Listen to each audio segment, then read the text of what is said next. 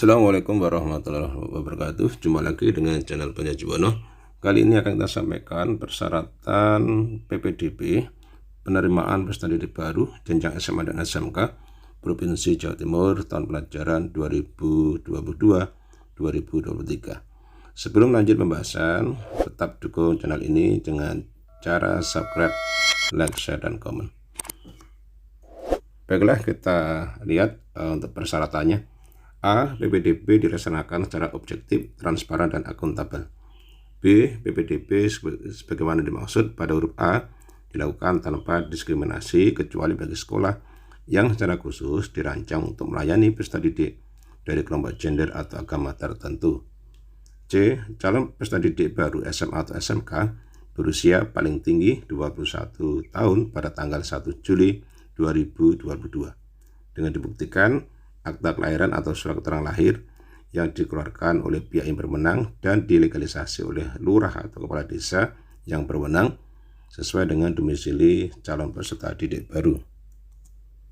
D. Calon peserta didik baru jenjang SMA atau SMK telah menyelesaikan kelas 9 SMP, MTS atau bentuk lain yang sederajat atau lanjutan dari hasil belajar yang diakui sama atau setara SMP atau MTS dibuktikan dengan ijazah atau dokumen lain yang menyatakan kelulusan, misalnya surat keterangan lulus. E. Calon peserta didik baru jenjang SMA atau SMK merupakan lulusan SMP, MTS atau bentuk lain yang sederajat atau lanjutan dari hasil belajar yang diakui sama atau setara SMP atau MTS tahun 2022 atau lulusan tahun sebelumnya. F. Calon peserta didik baru jenjang SMA atau SMK wajib terdaftar dalam kartu keluarga yang diterbitkan paling singkat 1 tahun sebelum tanggal pendaftaran tahap 1 PPDB tahun 2022 tanggal 20 Juni 2022 dengan memanfaatkan data kependudukan dan catatan sipil yang disediakan oleh Kementerian Dalam Negeri. G. Dalam hal kartu keluarga sebagaimana dimaksud pada huruf F tidak dimiliki oleh calon peserta didik baru karena keadaan tertentu, maka dapat diganti dengan surat keterangan domisili yang diterbitkan oleh lurah atau kepala desa atau pejabat setempat lain yang berwenang tanpa dibatasi masa mulai berdomisili dan melampirkan fotokopi surat keputusan dari Badan Penanggulangan Bencana Daerah atau BPBD setempat tentang status keadaan bencana. H. Keadaan tertentu sebagaimana dimaksud pada huruf G meliputi 1. Bencana alam dan atau 2. Bencana sosial, diantaranya pengungsi akibat kerusuhan atau konflik sosial. Catatan, menurut Undang-Undang Nomor 24 Tahun 2007 tentang penanggulangan bencana disebutkan ada 3 jenis bencana, yakni bencana alam, non-alam, dan sosial. Bencana non-alam diakibatkan oleh rangkaian peristiwa non-alam berupa gagal teknologi, gagal modernisasi, epidemi, pandemi, dan wabah penyakit. Wabah coronavirus disease COVID-19 dikategorikan masuk dalam bencana non-alam. I. Untuk kartu keluarga baru yang diterbitkan kurang dari 1 tahun karena sesuatu hal, harus dilampiri surat keterangan yang dikeluarkan oleh Ketua RT serta diketahui oleh Ketua RW dan Kepala Desa atau Lurah setempat sesuai dengan kartu keluarga baru dengan disertai penjelasan alasan perubahan kartu keluarga. Sesuatu hal meliputi 1. Kartu keluarga baru karena penambahan atau pengurangan anggota keluarga selain calon peserta didik baru dengan penjelasan bahwa calon peserta didik baru telah masuk dalam kartu keluarga paling singkat 1 tahun sebelum tanggal pendaftaran tahap 1 PPDB tahun 2022. Dan 2. Kartu keluarga baru karena pindah rumah dengan penjelasan bahwa calon peserta didik baru adalah anak kandung. C. Bagi calon peserta didik baru dari pondok pesantren atau panti asuhan atau panti sosial mengikuti tempat kedudukan lembaga dibuktikan dengan surat keterangan dari lembaga. K. Jenjang SMK dengan bidang keahlian, program keahlian atau kompetensi keahlian tertentu dapat menetapkan tambahan persyaratan khusus dalam penerimaan peserta didik baru kelas 10. L. Persyaratan usia sebagaimana dimaksud pada huruf C dikecualikan untuk sekolah dengan kriteria 1. Menyelenggarakan pendidikan khusus, 2. Menyelenggarakan pendidikan layanan khusus, 3. Sekolah di wilayah kepulauan, pegunungan, dan pedalaman, 4. 4. Sekolah di daerah yang jumlah penduduk usia sekolah tidak dapat memenuhi ketentuan jumlah peserta didik dalam satu rombongan belajar. M. Calon peserta didik baru penyandang disabilitas telah menyelesaikan jenjang SMP atau bentuk lain yang sederajat atau lanjutan dari hasil belajar yang diakui sama atau setara SMP atau MTS.